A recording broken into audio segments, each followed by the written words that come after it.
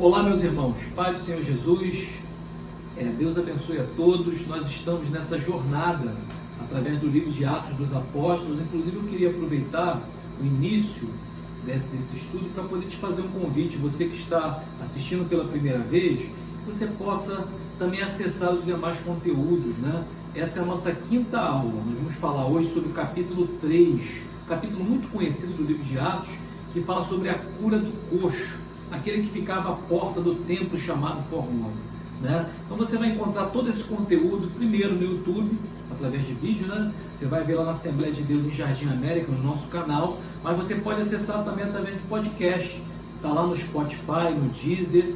Às vezes facilita bastante para você que quer escutar e continuar as suas atividades, malhando, trabalhando, indo, dirigindo, enfim, fazendo uma infinidade de atividades. Quero te convidar, como nós sempre fazemos aqui, nós temos a total consciência que nós dependemos exclusivamente do Espírito de Deus, que Ele possa iluminar o teu entendimento, o meu entendimento, e que eu possa ser canal, boca de Deus para a tua vida aqui nessa noite. Vamos orar?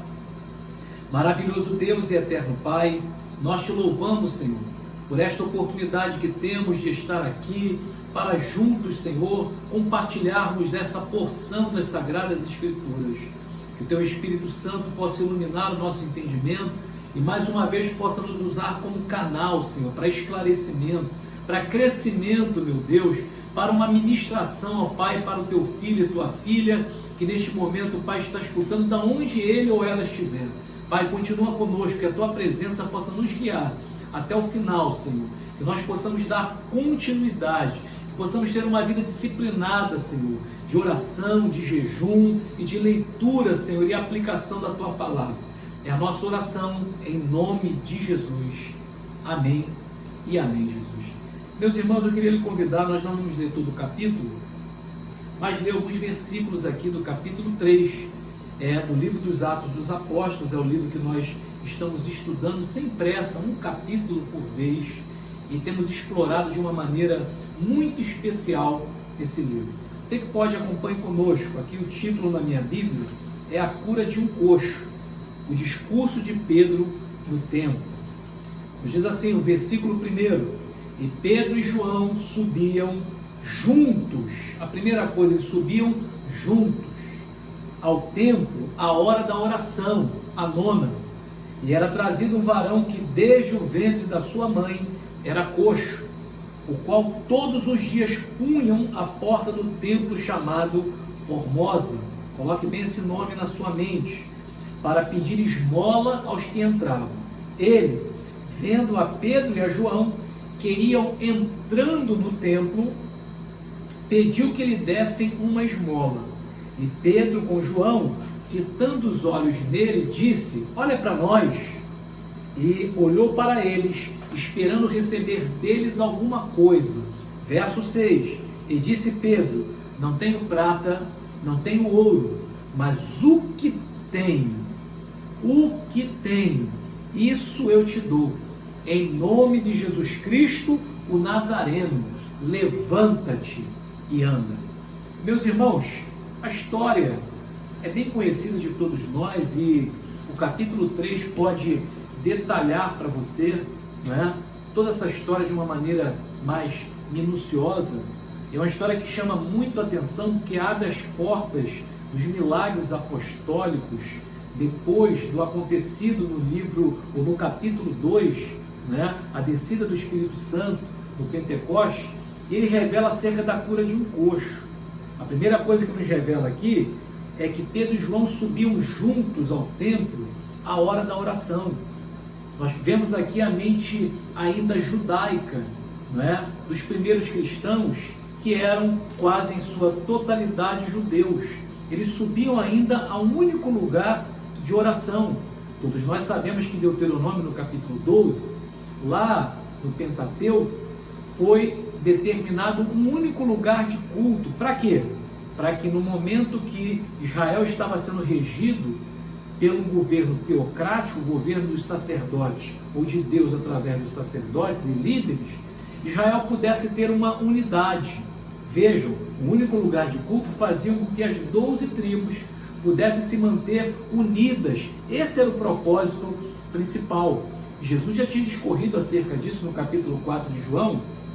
Eu sei que vocês conhecem muito bem o texto, o discurso de Jesus com a mulher samaritana, dizendo que Deus é espírito, que Deus não está condicionado a estar num lugar ou no outro lugar, que aqueles que o adoram devem adorá-lo em espírito e em verdade.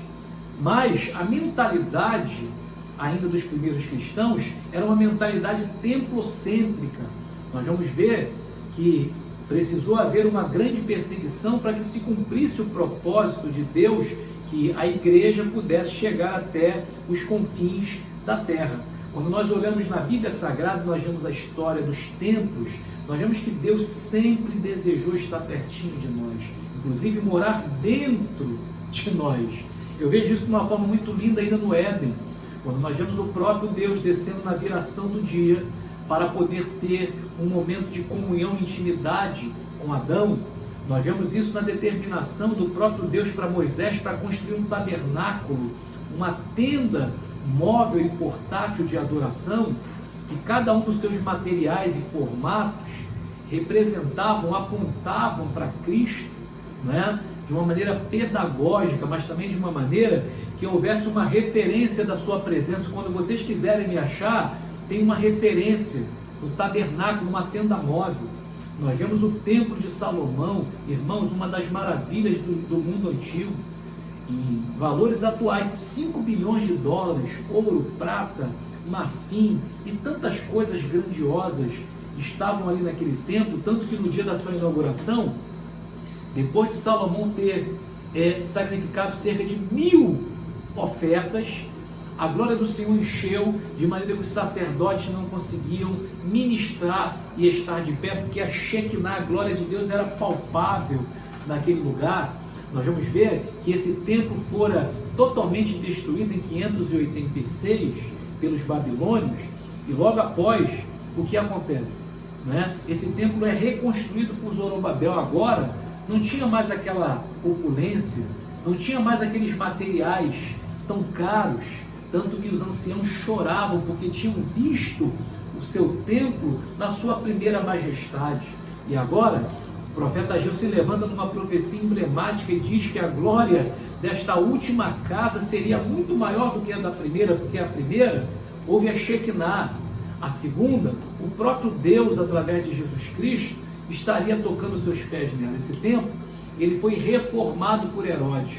Nós vemos esse templo reformado por Herodes nos dias de Jesus, por exemplo, nos dias dos apóstolos, né? Nós vemos ainda na Bíblia, em Daniel capítulo 9, versículo 24 em diante, que o anticristo, na grande tribulação, vai fazer um pacto com os judeus com relação ao local do templo e vai retornar os sacrifícios. Esse pacto vai ser quebrado. Faltaria tempo para nós falarmos sobre isso, mas fala do tempo da grande tribulação, mas fala também de um tempo milenial que vai ter aqui no milênio, né? Está lá em Ezequiel, no capítulo 46 e 47, um tempo que vai ter a ausência de um sumo sacerdote e de várias festas e ofertas, porque o próprio Jesus Cristo, no qual todas essas ofertas apontam, vai estar presente. Vejam que nos nossos dias o templo mais desejado de Deus somos nós.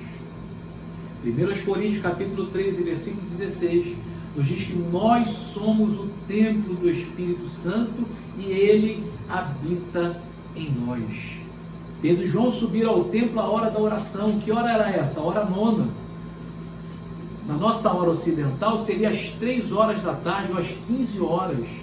Nós vemos perfeitamente quando eles subiram a essa hora da oração, e ali aconteceu esse grande milagre.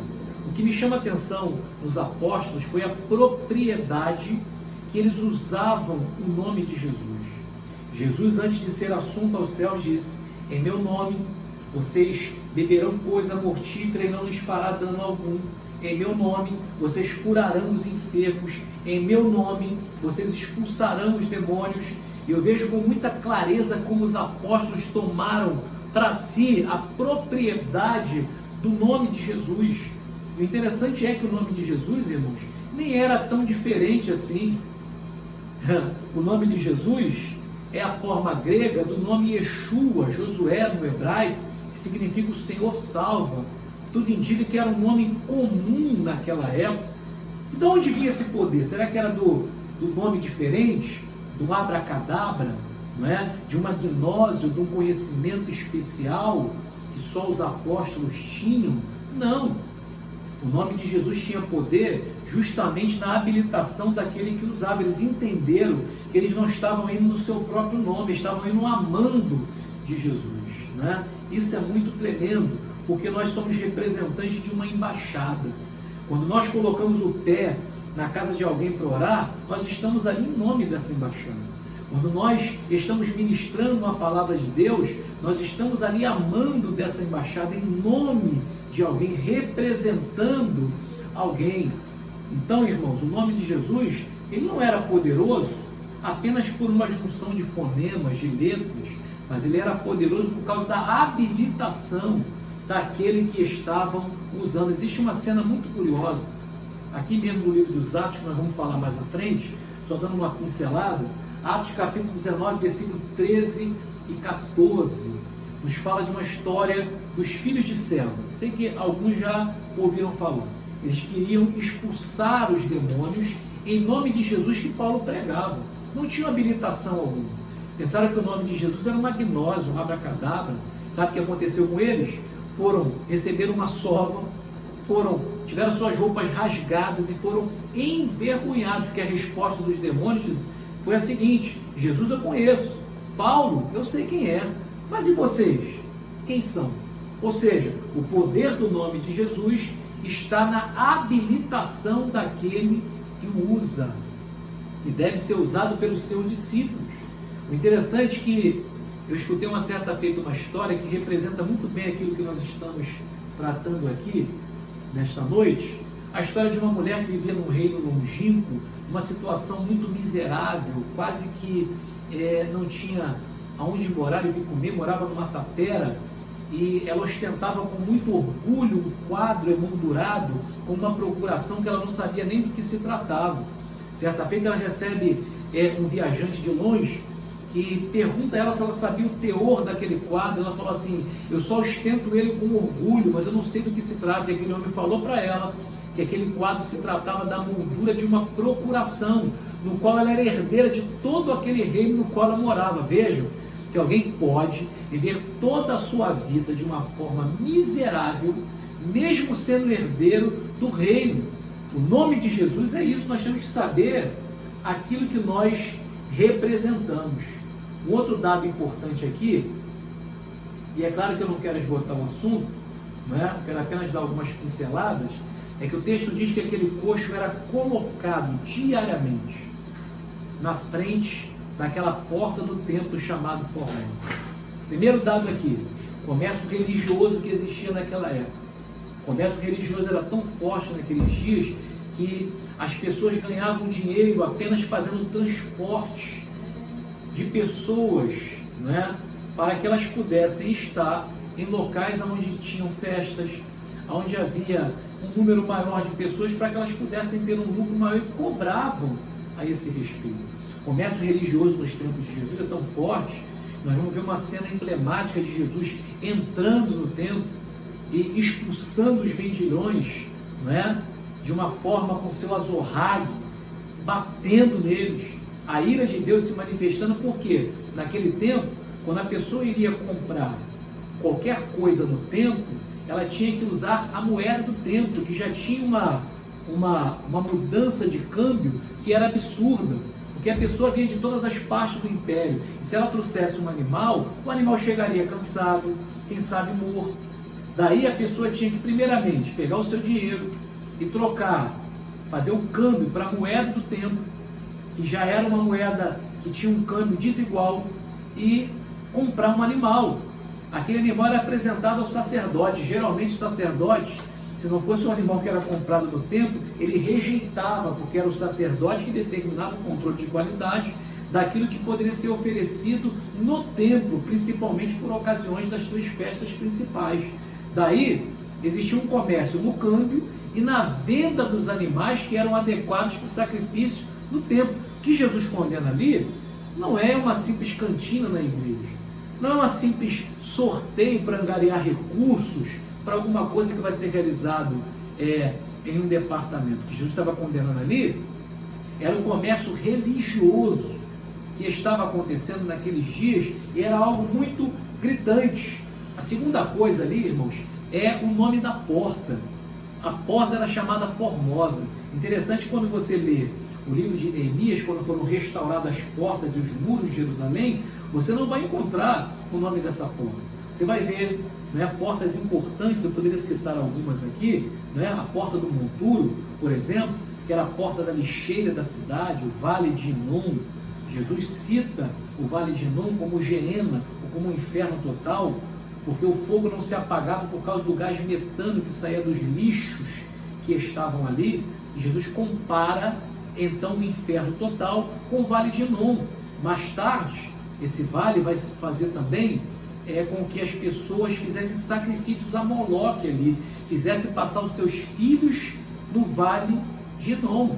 Nós poderíamos citar a porta de Damasco, a porta oriental, né, por onde Jesus adentrou na sua entrada triunfal em Jerusalém, e por onde ele vai entrar quando seus pés tocarem aqui na terra hoje. A porta oriental, se você der um Google aí, você vai ver que ela está lacrada. Os muçulmanos lacraram essa porta, quem sabe numa tentativa besta de impedir, né, o retorno do Messias, porque ele vai adentrar justamente por aquela porta, segundo as profecias. Mas a porta chamada Formosa, ela recebe esse nome justamente por causa da sua beleza. Segundo alguns historiadores, ela era uma porta principal que dava acesso ao pátio das mulheres.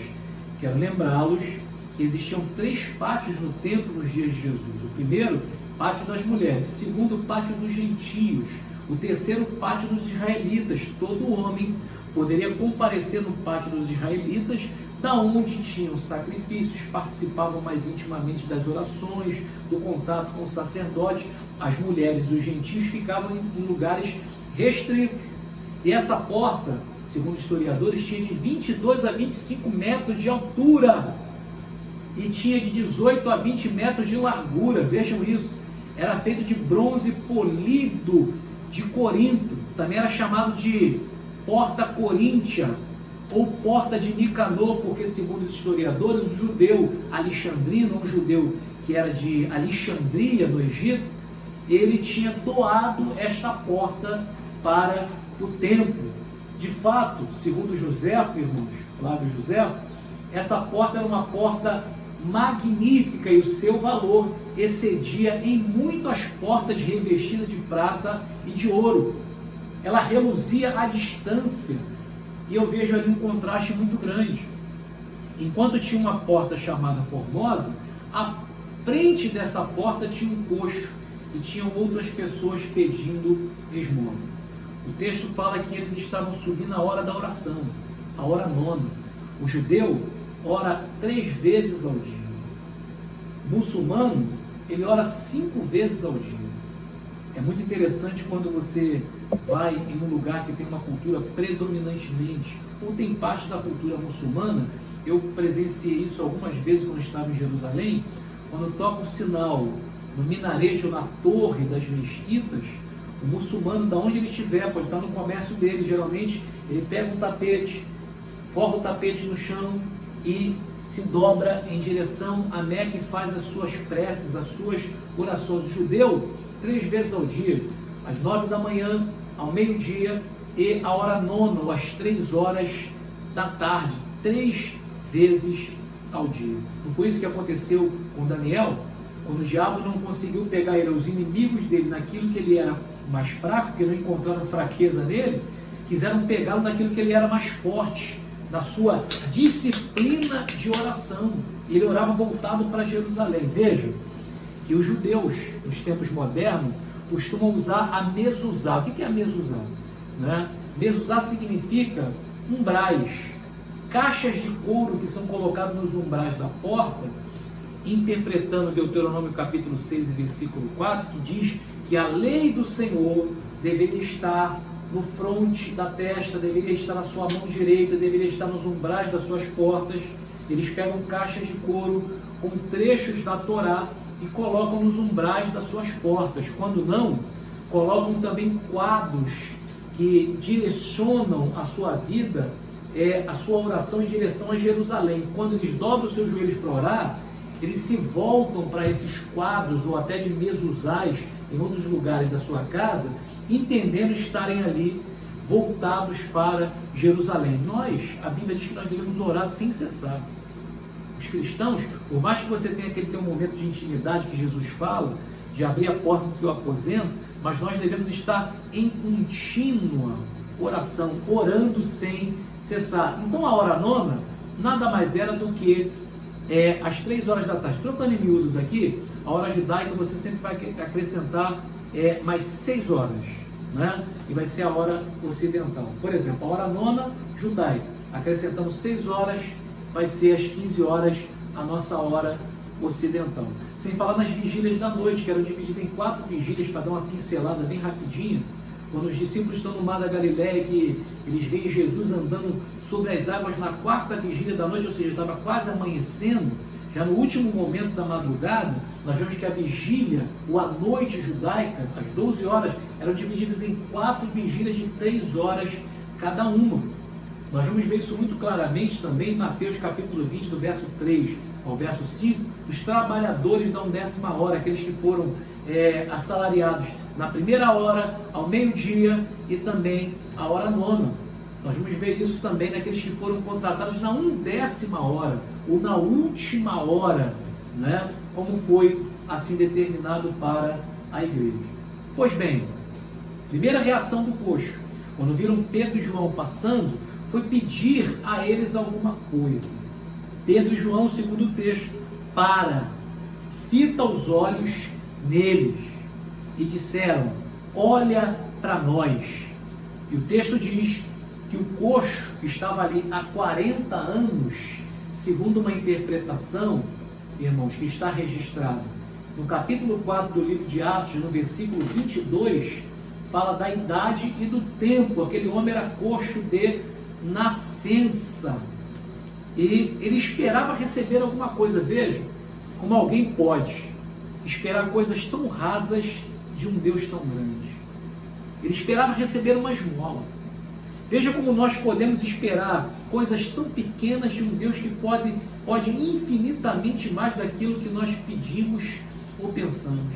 Nós ouvimos tantas histórias. E eu ouvi uma história de uma irmã que orava no círculo de oração, dizendo: Senhor, me dá um barraco, Senhor, me dá uma casa, nem que seja lá, Senhor, na beirada do rio, Senhor. E é claro que nada contra se o que você tem hoje é isso, é claro, mas Deus pode te dar mais. Deus tem mais para a sua vida. Se o que você tem hoje é isso, glória a Deus, mas Deus tem mais para a sua vida. E sabe o que Deus deu para essa irmã? Justamente uma casa de acordo com aquilo que ela pediu. Então a palavra de Deus para você: espere coisas grandes de um Deus grande. Espere coisas extraordinárias, porque Deus age de 2 maneiras. Deus age de uma forma ordinária, aquilo que Deus faz todos os dias de uma forma comum. Mas Deus também é Deus de coisas extraordinárias, acima daquilo que é comum, acima daquilo que é normal. Lembra do elefante de circo? Já falei sobre isso algumas vezes aqui na igreja. Daquele elefante, quando é pequenininho, é condicionado a uma corrente muito grossa, ele não consegue sair do raio de ação da corrente. Quando ele cresce, você pode amarrar ele numa linha, que ele não sai daquele raio de ação. Satanás é especialista em tentar te condicionar um raio de ação limitada, mas eu tenho uma palavra do céu para você. Deus hoje quer expandir o teu raio de influência. Deus hoje quer expandir o raio aonde os teus passos irão tocar. Deus quer te levar além. Tem um testemunho pessoal. Sempre tive um sonho de ir a Israel. Qual estudante da Bíblia que não tem desejo de pisar na Terra Santa? Sempre me falavam que aquilo era impossível. Era impossível sair do país, era impossível sair muitas vezes do estado.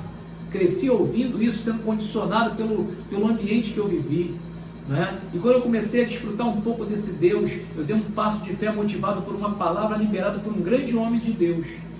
E desde então, pela graça de Deus, pela misericórdia que a condição vem dele, nós já estivemos 2 vezes na Terra Santa e conseguimos visitar outros países da África, da Europa, e Deus tem assim presenteado a nossa vida, expandindo o raio de ação dos nossos pés. Sabe o que é isso? Esperar coisas grandes de um Deus que é grande. Sabe qual foi a resposta de Pedro e João? Não tenho prata, não tenho ouro, mas o que tem é muito mais importante do que isso. Em nome de Jesus Cristo, o Nazareno, levanta-te e anda.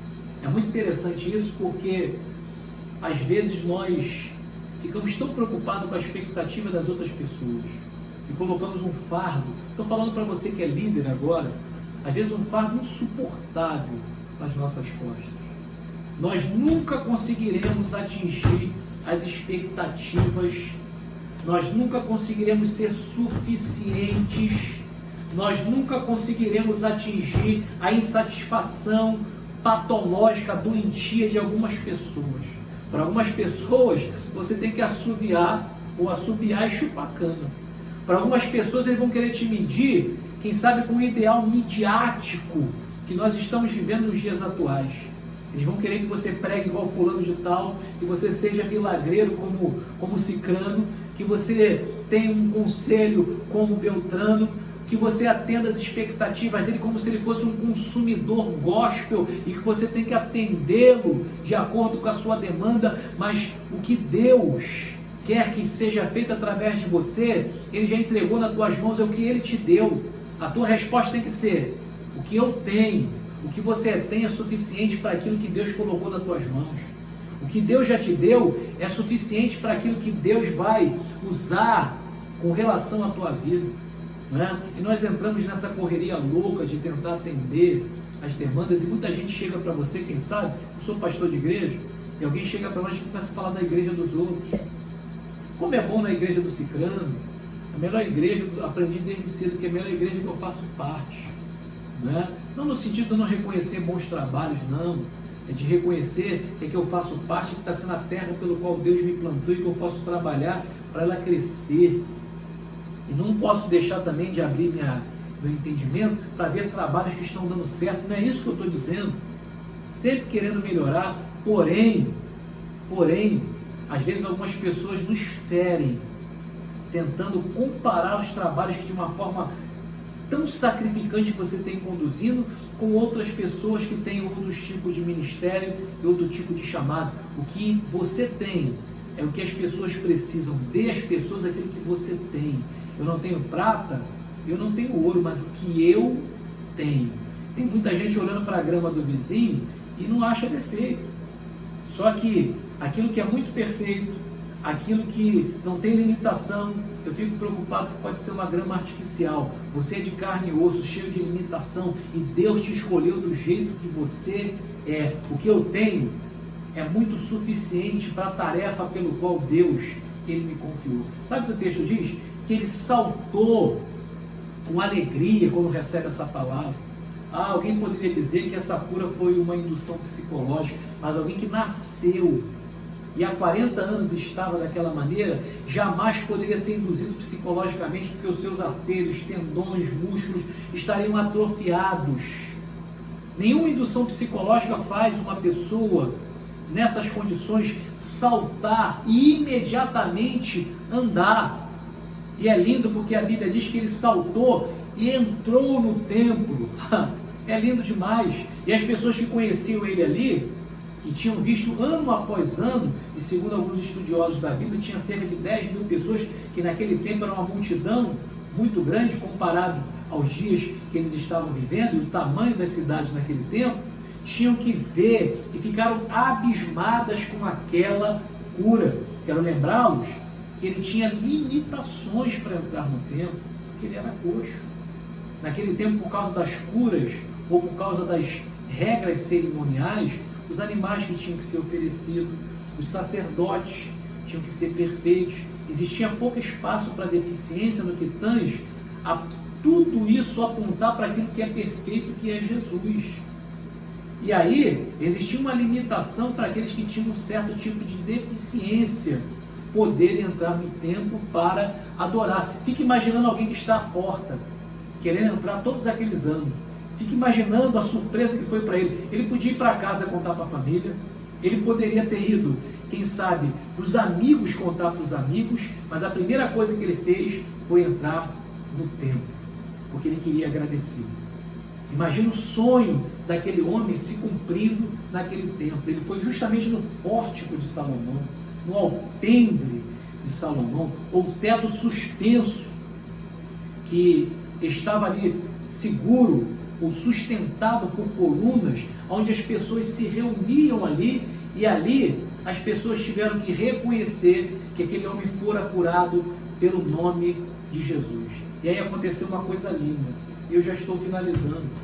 Quando as pessoas olharam para Pedro e João, assombradas, pensando que foi deles que saiu algum tipo de poder para a cura daquele homem, a resposta de Pedro e João é uma resposta que lança temor no meu coração.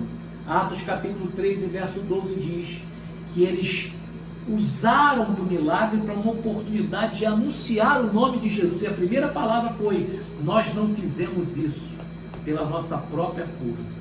Nós não fizemos isso pela nossa própria virtude. Nós não fizemos isso pela nossa própria santidade. Quando Deus começar a te usar, quando Deus quiser te usar como canal, reconheça que não foi pela tua força, pela tua capacidade, nem tampouco por aquilo que você venha merecer, mas por causa dele. Você é apenas um canal daquilo que Deus tem para realizar. Eles usaram o milagre não como um fim, mas como um meio daquilo pelo qual Deus tinha para fazer, que era o nome de Jesus ser anunciado. Que o nome de Jesus ele venha acompanhar a tua vida. Que o nome de Jesus venha abrir portas para você. Que no nome de Jesus, você que está nos assistindo e quem sabe está passando um momento de enfermidade, você venha ser curado. Que no nome de Jesus, você venha ter coragem para poder pisar nessa terra que você tem que pisar amanhã. E você sabe que só Jesus pode ser com relação à tua vida. Que Deus abençoe a todos. Eu quero te convidar a continuar conosco nessa jornada. Na próxima semana, na próxima sexta-feira, estaremos disponibilizando um novo vídeo falando do capítulo 4. E aí o capítulo 4 vai narrar o que aconteceu com eles. Porque a Bíblia diz que ao invés de eles serem, quem sabe, ovacionados pelos religiosos da época, eles foram lançados e foram colocados na frente do Sinédrio.